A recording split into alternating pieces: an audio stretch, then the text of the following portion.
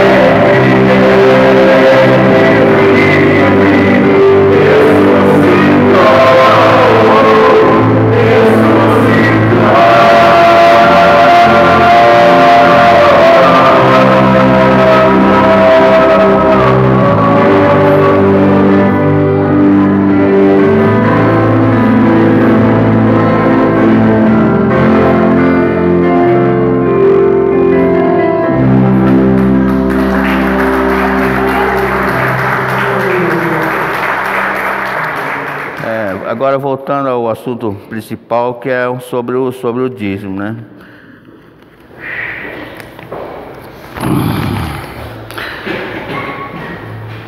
Está lá em Coríntios 9, 2 Coríntios, é o versículo, capítulo 9, versículo 7.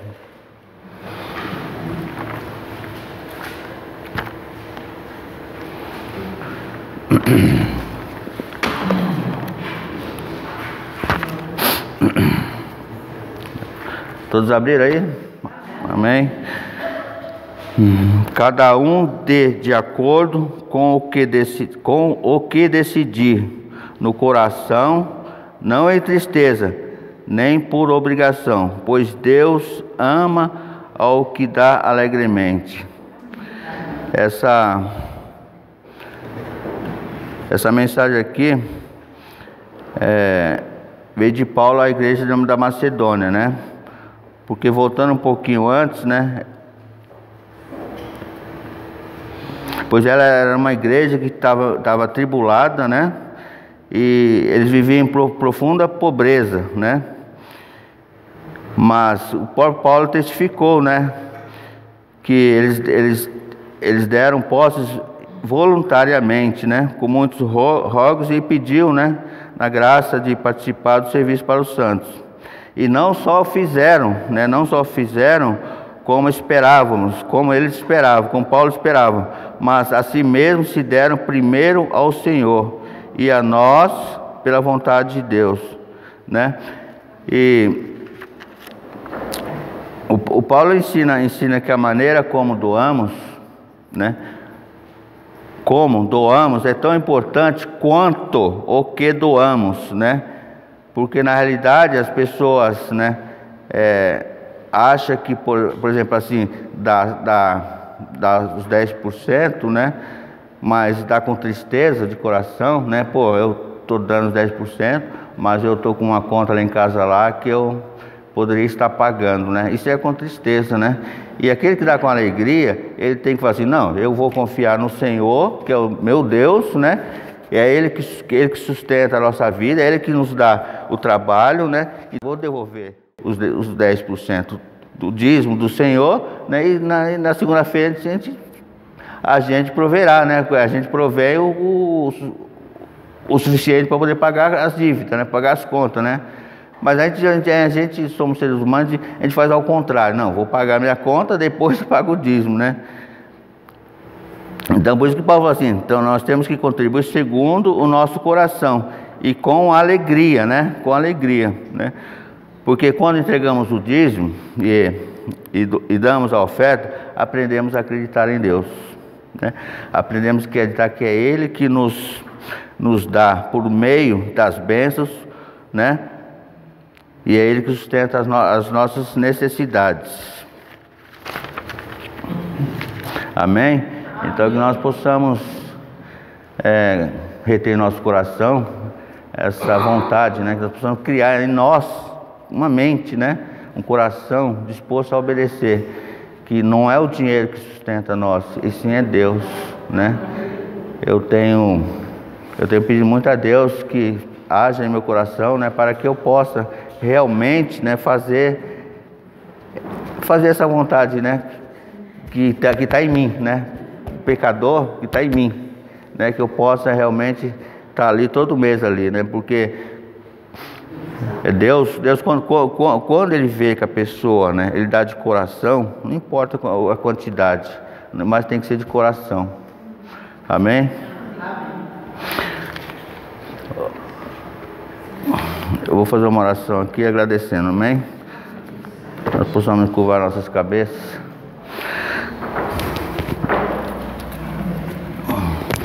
Senhor Deus, Pai Todo-Poderoso, louvamos a Ti, agradecidos, pois o Senhor é que nos sustenta, é o Senhor que nos alimenta, é o Senhor que nos sustenta as nossas vidas.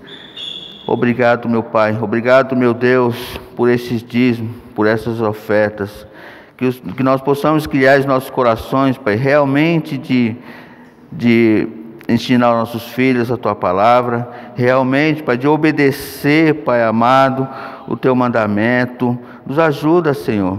Transforma, Pai, a cada um de nós, não porque nós somos merecedores, mas por causa do Teu santo nome, por causa da Tua misericórdia que é infinita, Pai amado. Eu louvo a Ti, agradecidos, Pai, por cada irmão aqui, Pai, presente, onde nós podemos nos compartilhar, Pai amado, da palavra, do Evangelho, do Teu grande amor, da ressurreição, Pai amado, que o Senhor nos trouxe no dia de hoje, Pai amado. Obrigado, Senhor, por tudo, pelas nossas vidas, pois tudo que nós temos não é nosso, pertence ao Senhor, Pai. A minha vida, a minha casa, os meus filhos, nada é nosso, nada é meu, Senhor, é tudo do Senhor, que possamos glorificá-lo, Pai, com as nossas vontades, nos dando entendimento, Pai amado, que temos que viver como salvos, Deus, Pai, aonde nós andarmos, aonde nós formos, Pai. Peço a Ti, Pai, misericórdia para a vida dos meus filhos, Pai amado, e que a Tua palavra possa encontrá-los, Pai, em algum momento da vida deles. Em nome santo de Jesus, Pai amado, agradeço a Ti pela palavra, Pai, que seja direcionada aos nossos corações no dia de hoje, que nós possamos recebê-la, Pai, mas possamos tê-la nos nossos corações, Pai.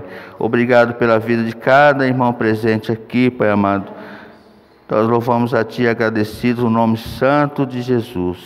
Amém. Os irmãos podem vir oferecer as ofertas, para vir colocar as ofertas, enquanto a gente canta o próximo louvor. Amém? Por Ti vive, posso crer no amanhã. Por Ti vive, temor não há, mas eu bem sei, eu sei que a minha vida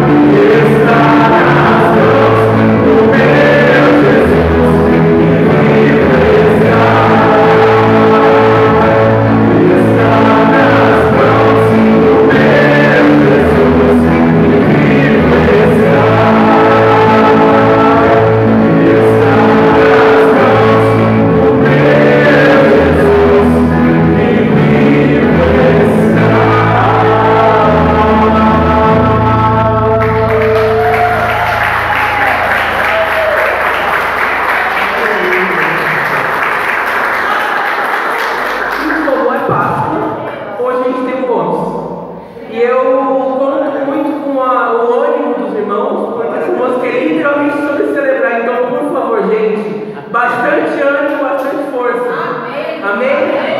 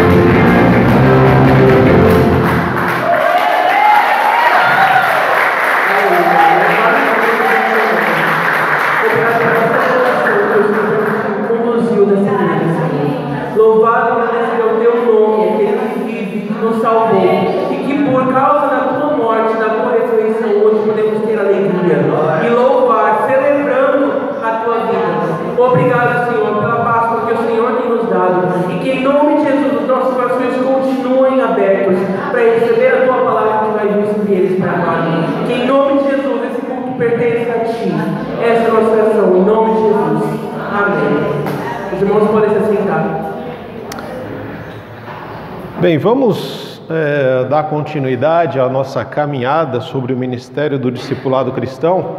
Mateus capítulo 17.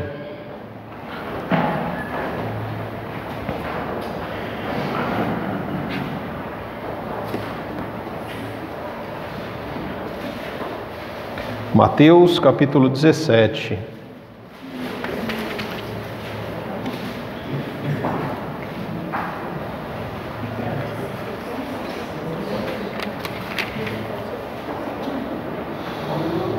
Amém? Amém? 6 dias depois, Jesus levou consigo Pedro e os 2 irmãos, Tiago e João, até um monte alto. Enquanto os 3 observavam, a aparência de Jesus foi transformada de tal modo que o seu rosto brilhava como o sol e as suas roupas se tornaram brancas como a luz.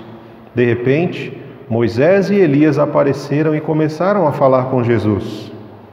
Pedro exclamou: Senhor, é maravilhoso estarmos aqui. Se quiser, farei 3 tendas.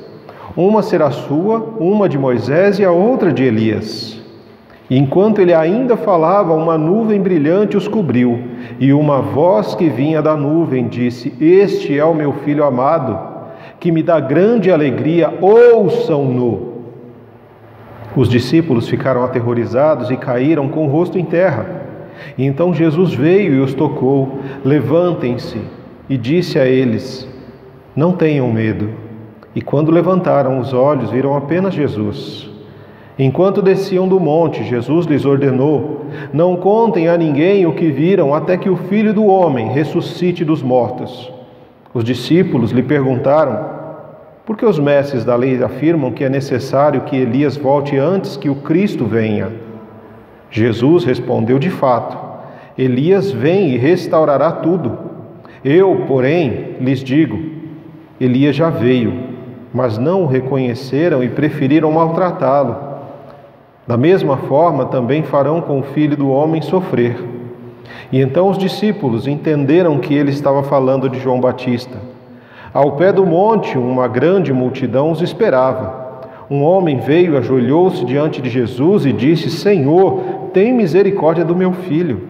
Ele tem convulsões, sofre terrivelmente. Muitas vezes cai no fogo ou na água. Eu o trouxe aos seus discípulos e eles não puderam curá-lo. Jesus disse: geração incrédula e corrompida, até quando eu estarei com vocês? Até quando terei de suportá-los? Tragam o menino para cá. E então Jesus repreendeu o demônio e ele saiu do menino, que ficou curado a partir daquele momento. Mais tarde, os discípulos perguntaram a Jesus em particular: por que não conseguimos expulsar aquele demônio?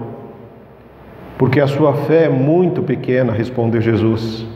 Eu lhes digo a verdade: se tiverem fé, ainda que do tamanho de uma semente de mostarda, poderiam dizer a este monte: mova-se daqui para lá, e ele se moveria. Nada seria impossível para vocês.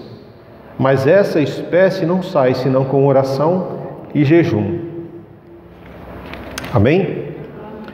Para que nós possamos compreender num contexto maior essa passagem, esse texto, esse acontecimento das Escrituras, nós vamos fazer referências também a Lucas no capítulo 9, do verso 28 ao 45, Marcos no capítulo 9, do verso 2 até o verso 28. Então essa é uma história que não foi contada apenas por Mateus, mas o Marcos e o Lucas também contam a mesma história. E quando nós lemos essa mesma história, a partir do ângulo de 3 pessoas diferentes, nós conseguimos encontrar um maior número de detalhes. Porque aquilo que nós lemos em Mateus tem algumas diferenças do texto de Marcos e de Lucas, que eles colocam que o Mateus não coloca, né? Então nós vamos fazer a referência a esses 3 textos para poder compreender essas questões. É interessante que quando nós pensamos nas questões de Páscoa, né? E a gente olha um pouquinho para trás, às vezes dá a impressão que vai chegar o momento em que o verdadeiro sentido das coisas vai parar de existir. Porque quando a gente chega no Natal, aí você ouve falar do Papai Noel, da árvore de Natal, de presentes que são trocados. E aí você chega na Sexta-feira Santa, o preço do peixe vai lá em cima. Porque aí não pode comer carne, né? Segundo algumas religiões. Então não pode comer carne. Então a preocupação da Sexta-feira Santa é não comer carne, só pode comer peixe. Quando chega na Páscoa, aí é o coelho que bota ovo de chocolate, né? As coisas parecem que vêm perdendo o seu sentido. Algumas datas que são extremamente importantes, elas vêm perdendo o seu significado. No Natal é uma luta para a gente falar do nascimento de Jesus. Na Sexta-feira Santa é outra luta para entender sobre a morte de Jesus. E na Páscoa a gente tem que crucificar esse coelho, porque não é possível o coelho botar ovo de chocolate. E lembrar que quem ressuscita é Jesus, a Páscoa é a ressurreição de Cristo. Mas para que Cristo ressuscitasse, ele precisava morrer. E essa é a grande questão. Quando nós lemos esse texto, Jesus, ele já falou quem ele era, o Cristo, o Filho do Deus vivo, ele já falou sobre a sua missão, que ele era necessário que o Filho de Deus fosse entregue nas mãos dos sacerdotes, dos líderes religiosos, dos líderes do povo, dos principais sacerdotes, dos mestres da lei, e fosse morto. Era necessário que isso acontecesse, mas ele também dava a garantia que ao terceiro dia ele haveria de ressuscitar. E a partir do momento que ele escolhe algumas pessoas da multidão para caminhar com ele também explica: olha, para onde eu vou, vocês também têm que ir. Se eu vou para a cruz, esse é o meu caminho. Mas se você quer me seguir, você tem que ir também. Você tem que renunciar a você mesmo. Você tem que sacrificar coisas na sua vida. E você precisa me seguir. Em obediência, uma obediência constante, perseverante, independente da circunstância. E quando Jesus, ele separa estes para serem seus discípulos, ele começa a ensinar para mim e para você como é que a gente faz discípulo. Como é que a gente faz discipulado?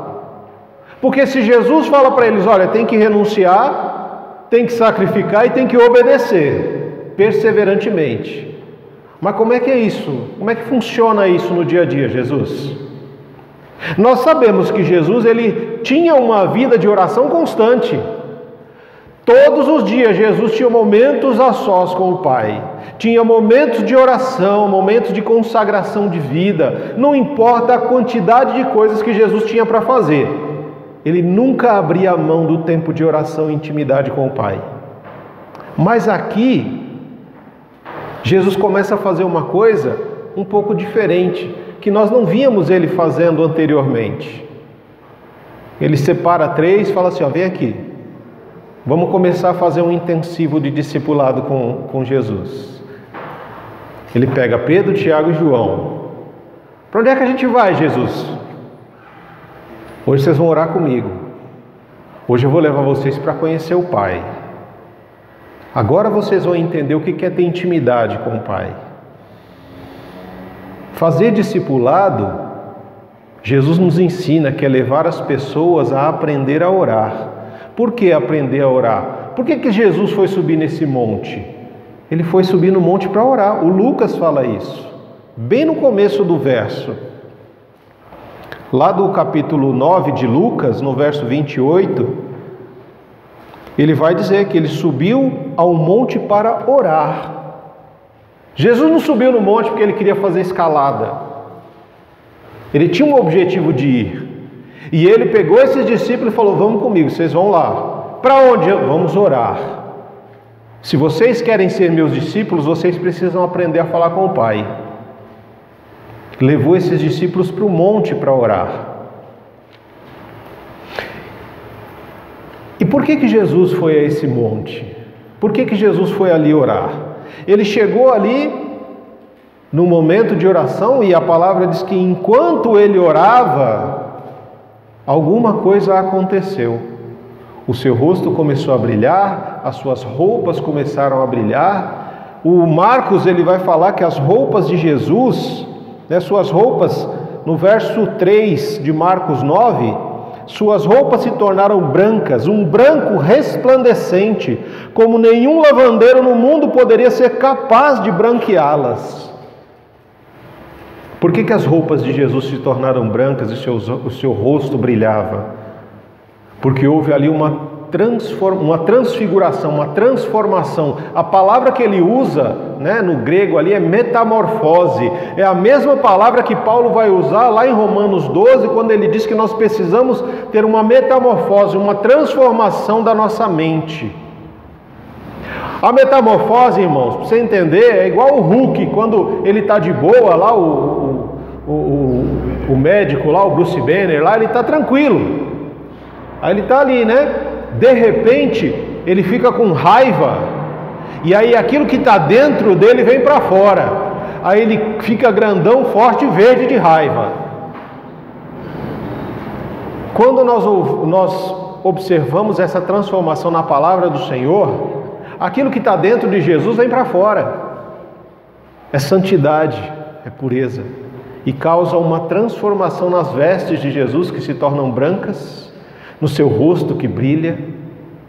Por quê? Para o oriental, por que o Marcos coloca essa questão? Porque para o oriental, as roupas que uma pessoa usa e o seu rosto refletem o seu coração.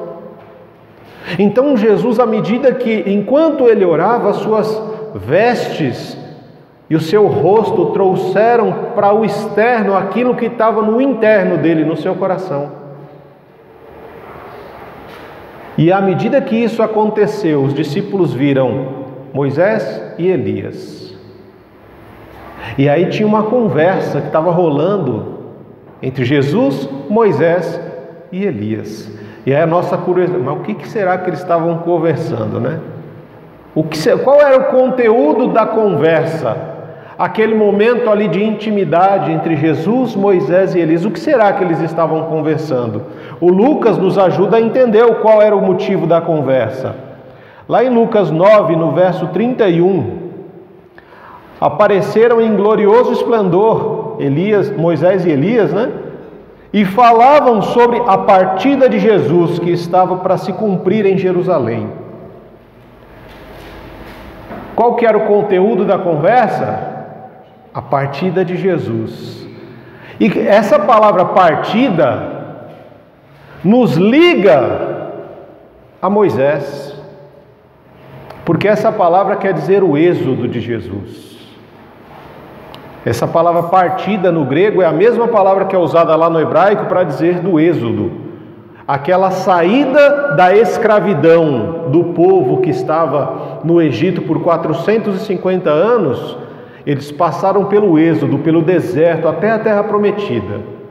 Jesus sabia qual era a sua missão, e este era o momento que ele subiu a este monte, assim como Moisés subiu ao monte para encontrar com Deus no Monte Sinai, assim como Elias subiu no Monte Horebe para encontrar com Deus. Jesus sobe em um monte.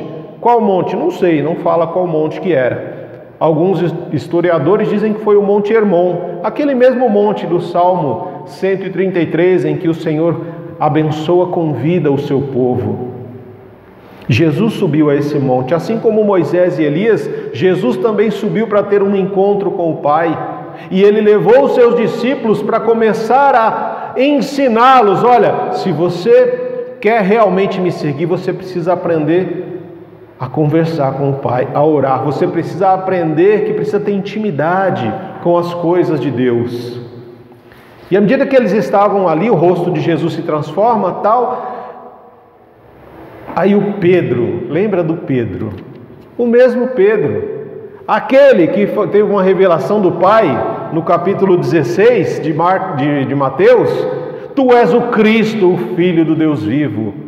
O mesmo Pedro que no mesmo capítulo 16 foi usado por Satanás como uma pedra de tropeço para Jesus, falando: não, esse negócio de cruz e sofrimento, isso aí não é para você não, Senhor.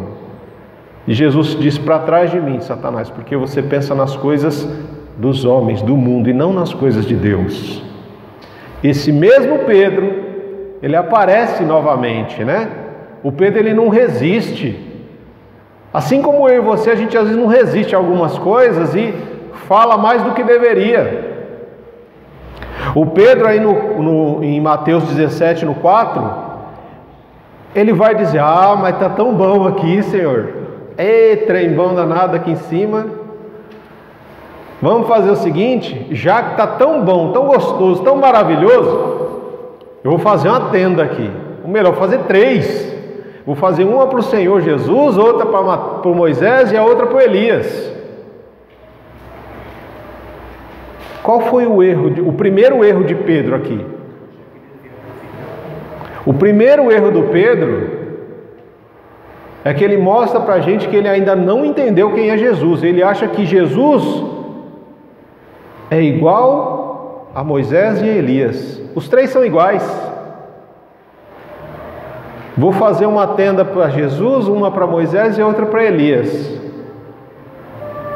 Ele ainda não entendeu que Jesus é o Cristo, o Filho do Deus vivo. E aí vem uma voz no meio de uma nuvem, a mesma nuvem que lá no deserto conduziu o povo. A mesma luz, a mesma nuvem que encheu o templo quando houve a oração de Salomão consagrando aquele templo a Deus. Essa nuvem é a representação do próprio Deus. E dessa nuvem vem uma voz para corrigir o discípulo Pedro. Este não é Moisés e nem Elias, esse é o meu filho amado, em quem eu tenho prazer e em quem eu me agrado. É a ele que você deve ouvir. Uma correção imediata do Pai, porque o Pai já tinha revelado a Pedro quem era Jesus. E Pedro continua achando que Jesus é mais um dos profetas, dos grandes profetas. Não, ele não é um grande profeta, ele é o meu filho amado. E é ele que você tem que ouvir. Uma correção instantânea para o erro de Pedro. E aquilo toma os discípulos de pavor, de terror. Imagina você, ele está tão gostoso, nossa, cara, eu estou ouvindo Jesus com Moisés e Elias. Não quero nem tirar selfie, cara, vou ficar aqui porque esse negócio vai ficar só entre a gente. Não vou nem espalhar. O primeiro erro do Pedro foi não reconhecer Jesus como o Cristo, o Filho do Deus vivo, mas igualar ele a um dos grandes profetas. O segundo erro do Pedro foi querer viver uma religiosidade em que exclui os sofredores e mantém apenas o seu clubinho ali. Estou eu, Tiago e o João, Jesus, Moisés e Elias, acabou, a panela está feita, vai ficar só a gente. Está tão gostoso aqui, vamos ficar só aqui a gente, e o povo lá de baixo que se lasque. Quero nem saber. É o tipo de religiosidade que muitas igrejas vivem. Muitas igrejas vivem uma religiosidade de clube.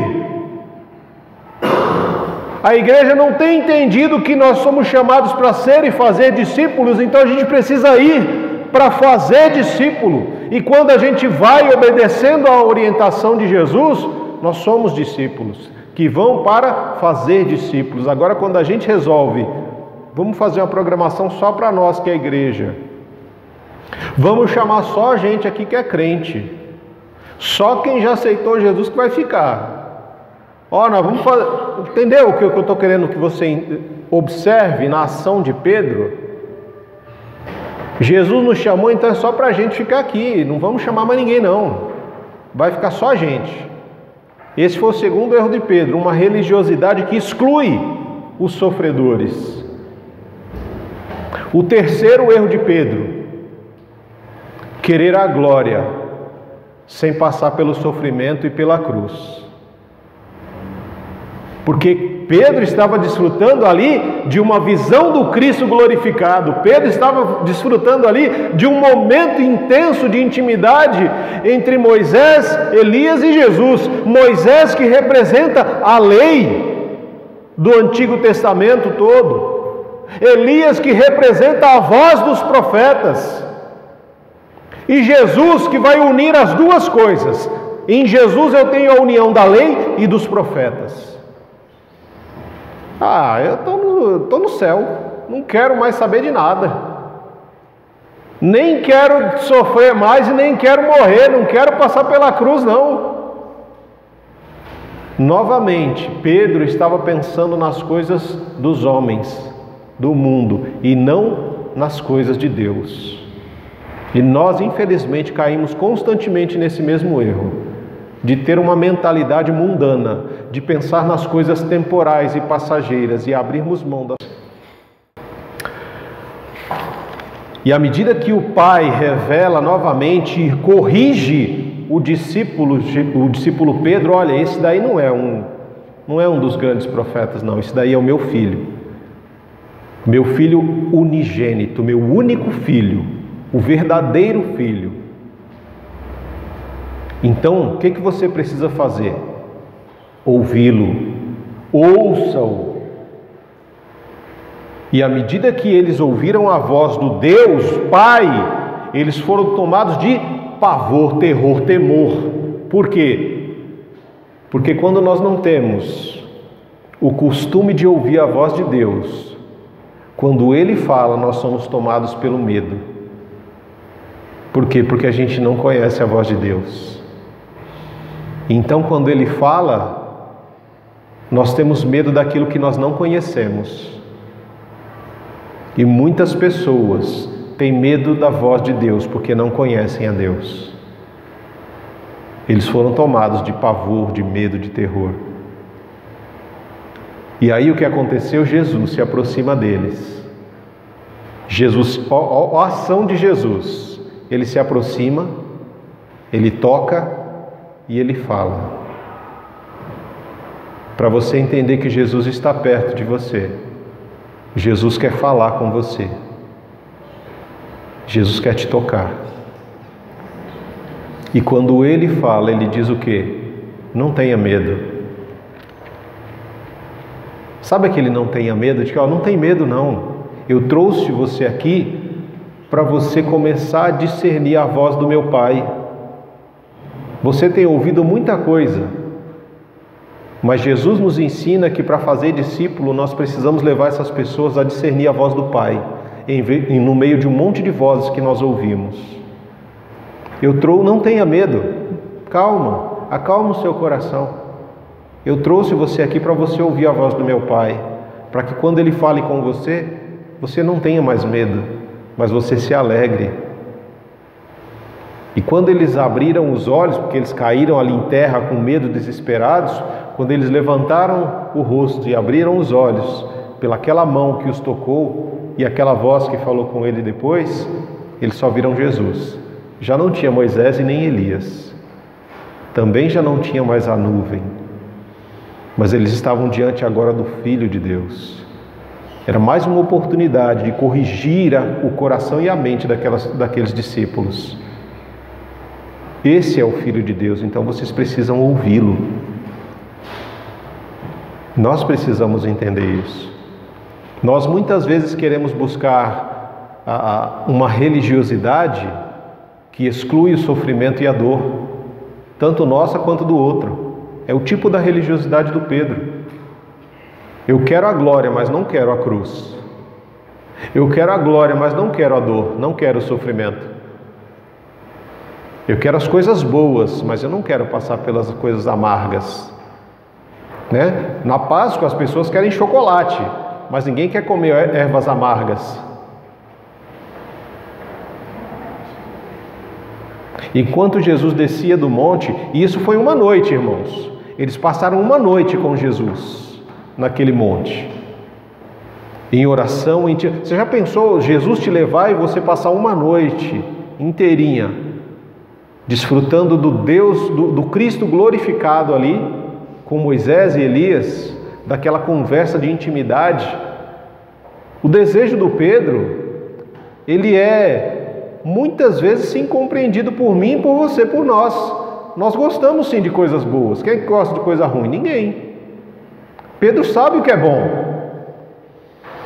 Pedro sabe que aquilo ali era um momento maravilhoso. E às vezes o que eu vejo é que existem muitas igrejas, muitas pessoas que ficam com um desejo: não, a gente tem que ir para o monte, tem que ir para o monte, tem que ir para o monte. A questão não é ir para o monte, a questão é ter intimidade com o Pai, é saber ouvir a voz do Pai aonde quer que você esteja, seja no monte, seja no metrô lotado, seja na condução, seja trabalhando, não importa. O que importa é você discernir a voz do Pai no lugar onde você está. E enquanto Jesus descia com os discípulos ali do monte, Jesus dá uma orientação para eles. ele fala para o discípulos: olha, não é para vocês contarem para ninguém o que aconteceu nessa noite. Por que Jesus fala para não contar? Porque Jesus não está atrás de reconhecimentos, Jesus não está atrás de gente aplaudindo, diferente de muitos líderes religiosos de hoje, que qualquer coisinha que faz já tem que botar no Instagram, no Facebook, no Twitter, passar no WhatsApp e mandar distribuir. Por quê? Porque fui eu que fiz, foi a minha igreja que fez, foi a minha denominação. Jesus não está atrás disso. Jesus está atrás de fazer discípulos à sua imagem e à sua semelhança. E aplausos e reconhecimentos do mundo não fazem parte de um discípulo. O discípulo que está atrás de aplauso e reconhecimento, ele não está sendo um discípulo de Jesus. Ele ainda está pensando mais nas coisas do mundo do que nas coisas de Deus. E à medida que eles desciam, também houve um questionamento por parte dos discípulos. Por que os líderes e os estudiosos falam que tem que aguardar o Elias para vir e fazer e preparar um caminho, algumas questões? E Jesus fala: é verdade isso, é verdade. Se você observar a palavra do Senhor, está lá em Malaquias 4, no verso 5 e 6, o Senhor fala que é necessário que venha o espírito de Elias para converter o coração dos pais aos filhos e dos filhos aos pais. O que ele está dizendo aqui? A mesma busca que João Batista, porque Jesus diz que, olha, o Elias, o espírito de Elias já veio, mas não o reconheceram e maltrataram ele. Assim também vão fazer com o Filho do Homem. Porque esse espírito de santidade, pregar santidade e arrependimento, já estava no profeta, o último dos profetas, dos grandes profetas, que foi João Batista. Assim como o Elias tinha sofrido nas mãos de Acabe e Jezabel, o João Batista também sofreu nas mãos de Herodes e Herodias. Só que o João Batista perdeu a cabeça, literalmente. Por quê? Por pregar arrependimento e santidade. E o que Jesus começa a pregar? A primeira coisa que Jesus fala quando ele começa o ministério: arrependam-se, porque é chegado o reino dos céus. Jesus continua a pregação de arrependimento e santidade. Por quê? Porque é necessário haver arrependimento e santidade, principalmente dentro do lar, irmãos. E por que eu digo dentro do lar? Porque quando Jesus desce, depois de uma noite na presença do Pai, Moisés, Elias e os seus discípulos, de um momento de intimidade, de espiritualidade, porque espiritualidade é o tipo de relação que você tem com Deus. Quando ele desce daquele monte, no dia seguinte, tem uma multidão na parte de baixo já esperando Jesus. Um monte de gente estava ali. E ali naquele monte, naquela multidão, você tinha uma multidão, você tinha líderes religiosos, você tinha os discípulos que não subiram com Jesus, mas ficaram na parte baixa. E dentre eles tinha um pai desesperado, porque o seu único filho tinha sido tomado por demônios.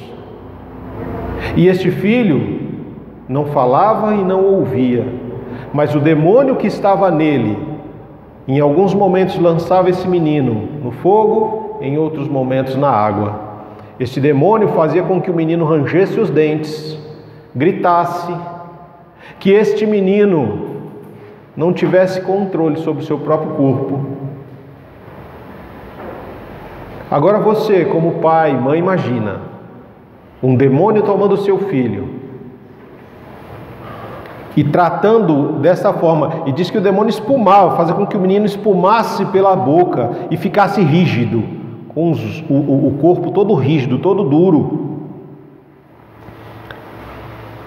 Desde quando que isso estava acontecendo com o menino? Marcos, no capítulo 9, no verso 21, diz que desde a infância, desde que era pequenininho, desde que era apenas uma criança. Eu não sei quantos anos esse menino tinha, Mas desde que ele era apenas uma criança, o demônio já tinha tomado a vida daquela criança. E isso é importante por quê? Por que a gente precisa observar essas questões? Por exemplo, a questão da Páscoa. Se você vive uma vida falando para o seu filho do coelho, ele nunca vai conhecer o cordeiro. Se você vive uma vida falando que o Natal é o Papai Noel e a árvore, ele nunca vai conhecer o Filho de Deus que nasceu. Se você não fala para o seu filho que a Sexta-feira Santa é o dia em que Jesus foi crucificado por causa dos meus e dos seus pecados, ele vai continuar achando que é apenas um dia para não comer carne.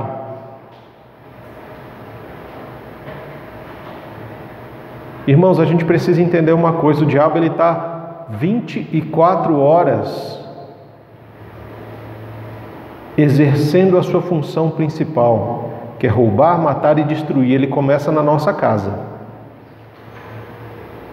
Ele quer destruir famílias. É por isso que essa família aqui era um pai. Eu não sei onde estava a mãe, mas ele só tinha um filho.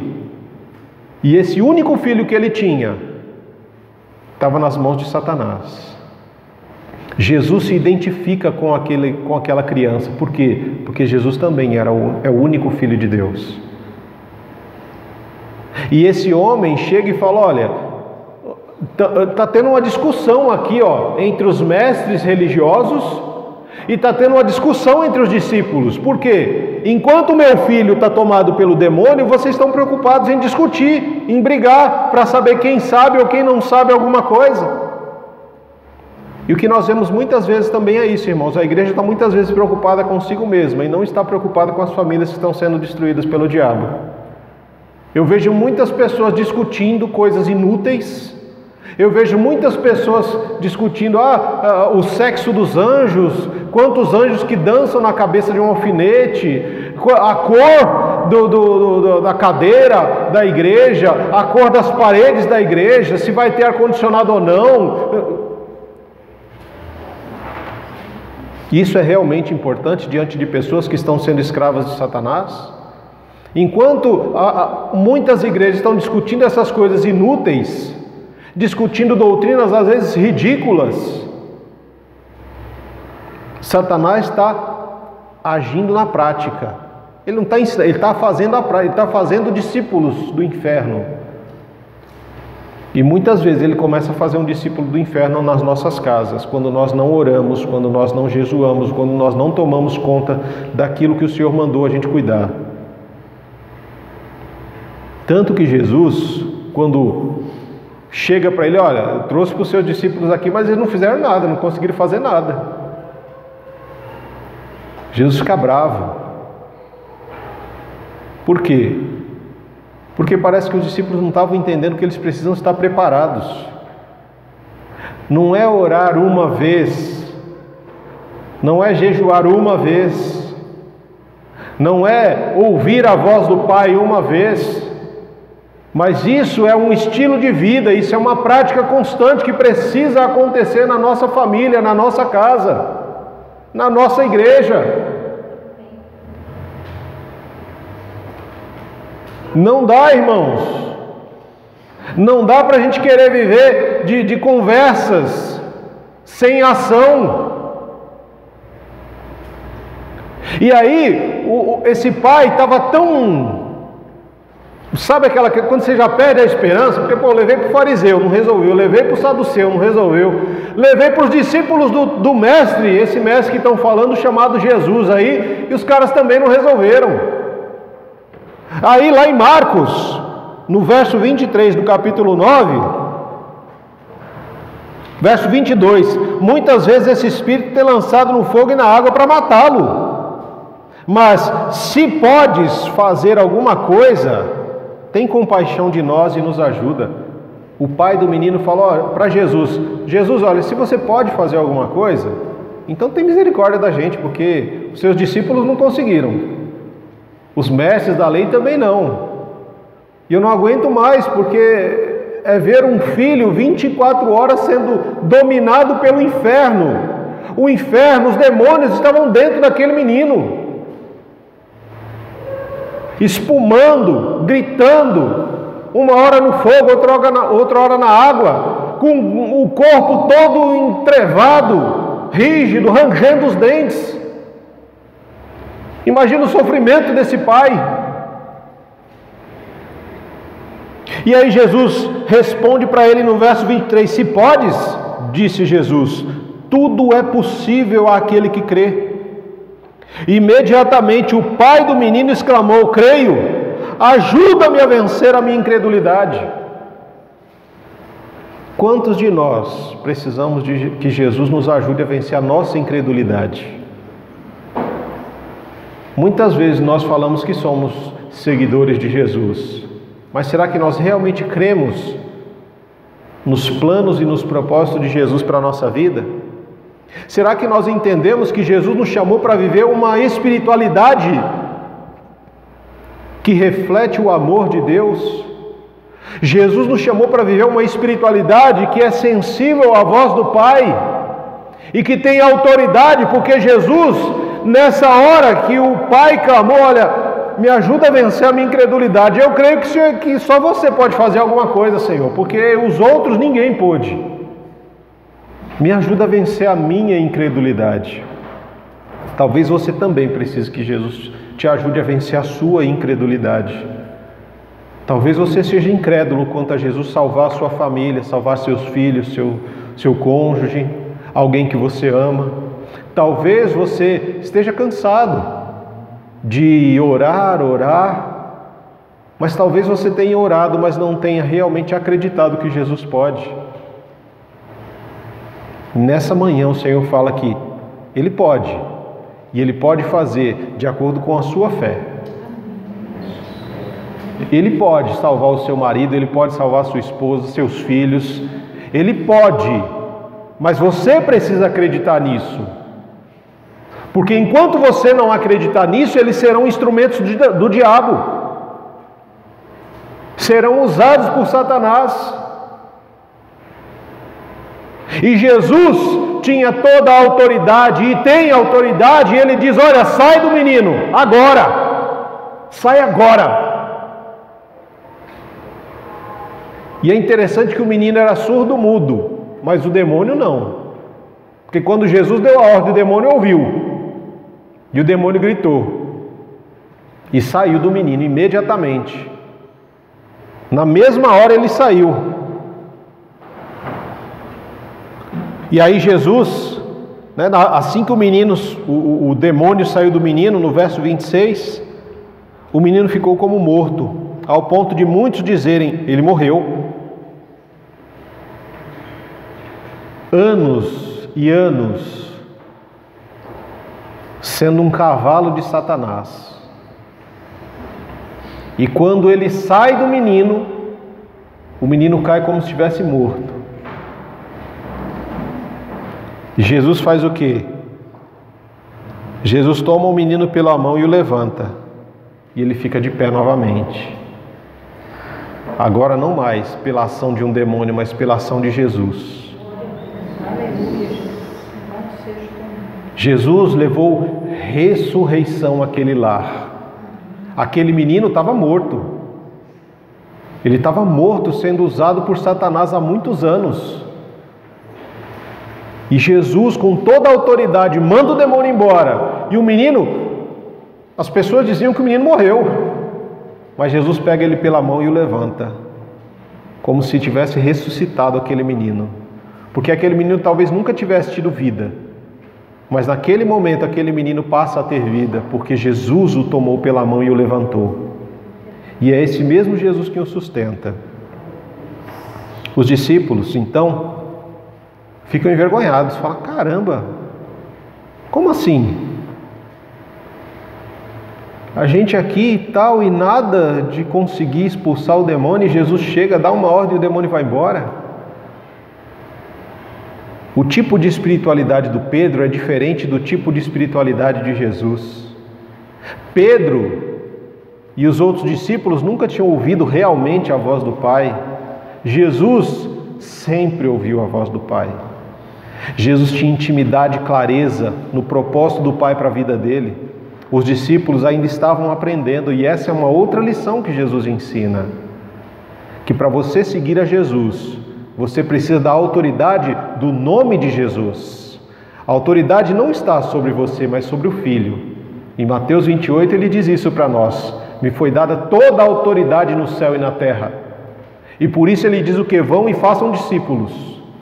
Discípulos de quem? De Jesus. Porque a autoridade não é minha nem é sua, a autoridade é de Jesus. E a grande questão dos discípulos era: por que nós não conseguimos expulsar esse demônio? E o Senhor chegou e falou, e ele obedeceu e foi embora. Jesus falou: olha, falta fé em vocês. Não que vocês não tenham, mas a fé de vocês é pequena. E todos nós precisamos desenvolver a nossa fé. Assim como os discípulos precisavam desenvolver, Jesus falou assim: olha, a sua fé é tão pequena quanto um grão de mostarda. O grão de mostarda, irmão, é um negócio que você põe na mão que você quase não vê. Jesus fala que a fé deles era menor do que a do grão de mostarda, porque se ela fosse do tamanho, pelo menos, de um grãozinho de mostarda, eles iriam dizer para o monte: sai daqui e vai para lá, e o monte ia obedecer. E não é que o monte ia levantar, né, gente? A gente precisa também ter sensibilidade para ler o texto. Você não vai chegar no monte e falar assim: monte, sai daqui, vai para lá. Aí o monte vai, não é que nem um desenho, ele se levanta assim, sai com as perninhas e vai lá para o outro lado. Não vai fazer isso. Tem gente que fica na cabeça achando que é o monte que vai se mover. Eu vou mover esse monte para lá. Para com isso. Seja um pouquinho inteligente também, né? Ele está falando de grandes dificuldades.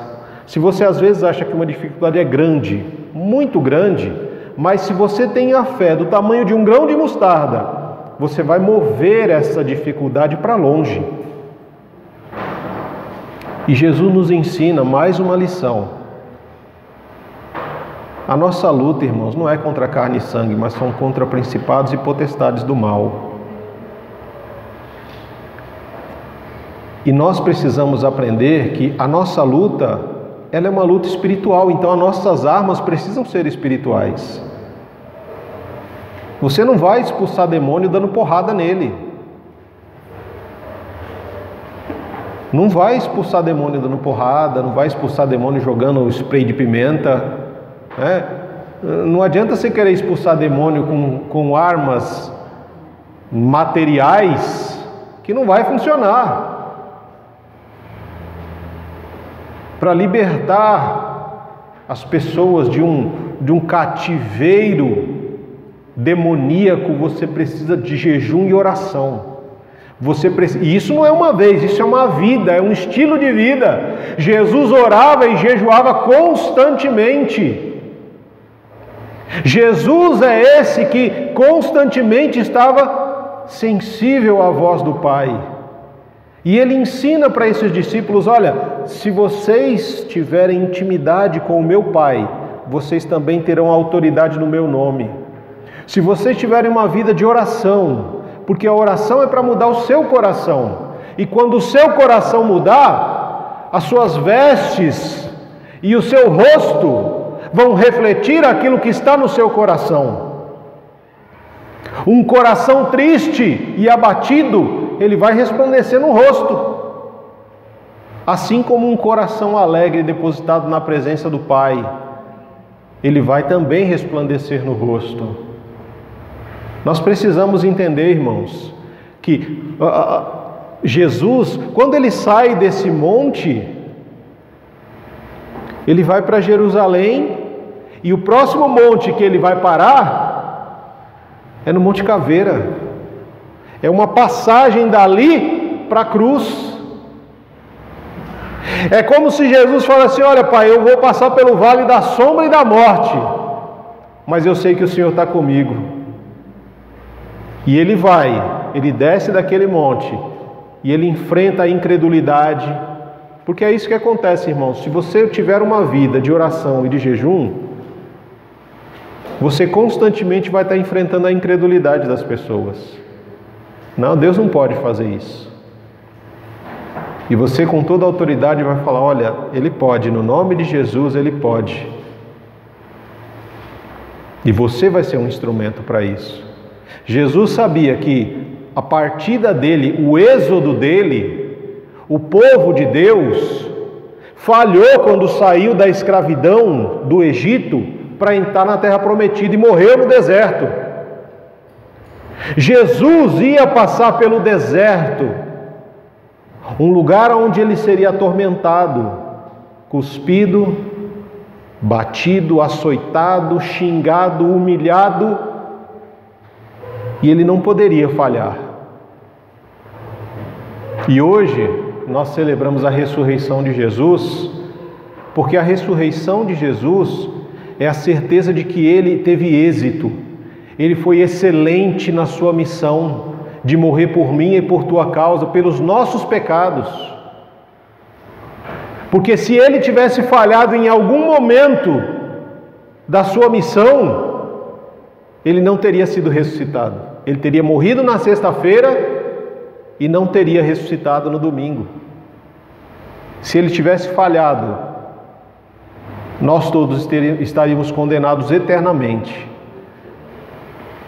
Mas porque ele foi ressuscitado pelo poder de Deus que habita no Espírito Santo, nós podemos nos reunir hoje para celebrar a ressurreição de Jesus, para rogar ao Senhor que traga ressurreição para a nossa família, que traga ressurreição na vida de pais, de filhos, que converta o coração dos pais aos filhos e dos filhos aos pais, para que o Senhor venha e habite em um lar e estabeleça a paz, que estabeleça nessas pessoas o reino. Ah, irmãos, eu não sei o que tem morrido no coração de vocês enquanto vocês ainda estão vivos. Mas eu sei e eu creio num Deus que pode ressuscitar sonhos, anseios, esperança. Eu creio num Cristo que pode dar vida a pessoas na sua casa que nunca viveram.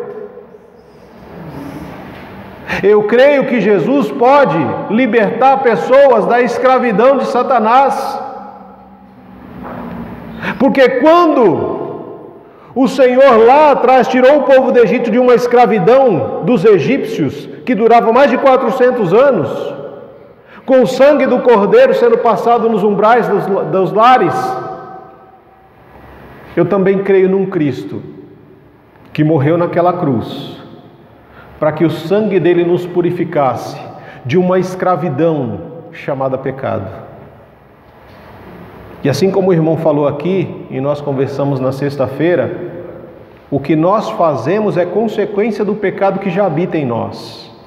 Marcos, no capítulo 7, a partir do verso 20 e 21, é muito claro isso. Jesus falou: o que contamina o mundo não é, o que contamina a pessoa não é o que entra, mas é o que sai dela.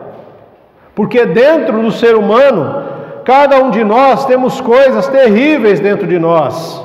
E Marcos 7, 21 diz que de dentro do coração da pessoa vem os maus pensamentos, a imoralidade sexual, roubo, homicídio, adultério, cobiça, perversidade, engano, paixões carnais, inveja, calúnia, orgulho e insensatez. Então, irmão, o que a gente faz reflete o que está dentro de nós. Então, quando você xinga alguém, é porque já está dentro do seu coração. E ele precisa ser purificado pelo sangue de Jesus, precisa ser santificado pela palavra. O nosso coração precisa ser limpo pela palavra de Deus todos os dias, em um estilo de vida de oração e de jejum, porque demônio só sai com armas espirituais. Talvez ele esteja agindo na sua vida e muitas vezes, como agiu em Pedro, como agiu em Judas. E você precisa rogar, clamar, suplicar pelo nome de Jesus, porque só esse nome tem autoridade para expulsar demônios. Porque senão, irmãos, vai acontecer conosco como aconteceu com Simão Mágico lá em Atos, que ele foi expulsar um demônio. Aí ele foi expulsar o demônio e o demônio olha para ele e fala: olha, o Paulo eu conheço, Jesus eu também conheço, mas você eu não conheço. E o demônio parte para cima dele, dá uma surra nele, faz ele andar pelado no meio da rua, envergonhado. Jesus, quando Ele chama esses discípulos, Ele ensina a cada um desses discípulos a ouvir a voz do Pai, a ter intimidade com as coisas de Deus, com as pessoas que são do reino.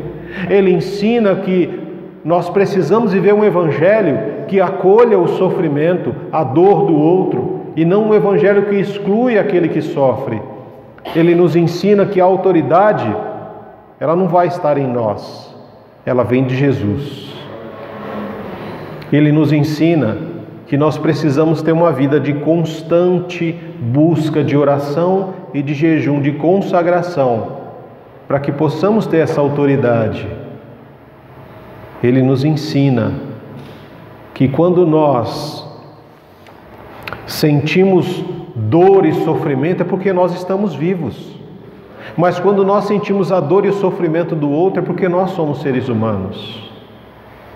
E nós precisamos entender isso, porque nós vivemos num mundo em que as pessoas pensam sempre em mudar o mundo, mas dificilmente elas pensam em mudar a si mesmas. E é esse o propósito de Jesus.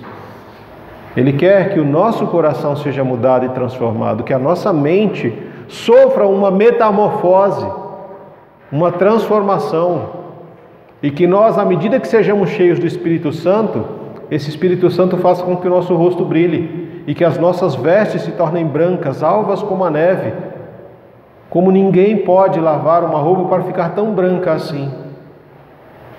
O Senhor te chama para renunciar, para sacrificar, para obedecer perseverantemente. O Senhor te chama para ter intimidade, para ouvir, para amar, para perdoar, para acolher, para estar ao lado. O Senhor te chama para negar a sua vontade, o seu querer, para viver os sonhos e os planos que Ele tem para você. Mas é uma decisão que você precisa tomar, todos os dias. Você precisa tomar a decisão de orar pela sua família, pelas pessoas que você ama. Você precisa todos os dias buscar ter intimidade com Ele, para que Ele possa fazer o propósito dEle na sua vida. Eu quero orar nessa hora contigo. Quero agradecer ao Senhor, porque Ele tem cuidado de nós. Ele tem demonstrado o seu amor, o seu cuidado para conosco em tantas e tantas oportunidades. E muitas vezes nós não temos discernido o amor e o cuidado de Deus por nós. Vivendo uma vida de erros, de pecados, de enganos, porque a gente continua pensando mais nas coisas deste mundo do que nas coisas celestiais, nas coisas do reino.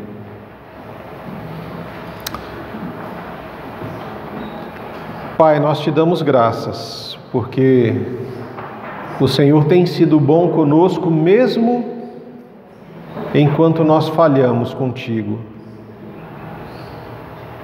O Senhor tem mantido a tua fidelidade, mesmo quando nós somos infiéis. O Senhor continua nos amando, mesmo quando muitas vezes nós damos mais atenção às coisas do mundo do que das coisas do reino. Ah, Senhor, nos ensina a ser discípulos do Senhor Jesus. Ah, Pai, limpa os nossos ouvidos e os nossos olhos, para que nós possamos ouvir a Tua voz, que possamos discernir a Tua voz em meio às tantas vozes que nós ouvimos nesse mundo. O mundo tem sempre um caminho para nós, para nos conduzir, para nos tirar do caminho do Senhor Jesus. Nos ajuda a entender que o caminho de Jesus para nós é um caminho que vai gerar dor e sofrimento, mas que no final será cheio de glórias. E a palavra do Senhor nos garante que se nós morrermos com Jesus, nós ressuscitaremos também com Ele, porque Ele é a ressurreição e a vida. Ele não tem, mas Ele é a própria ressurreição e a vida.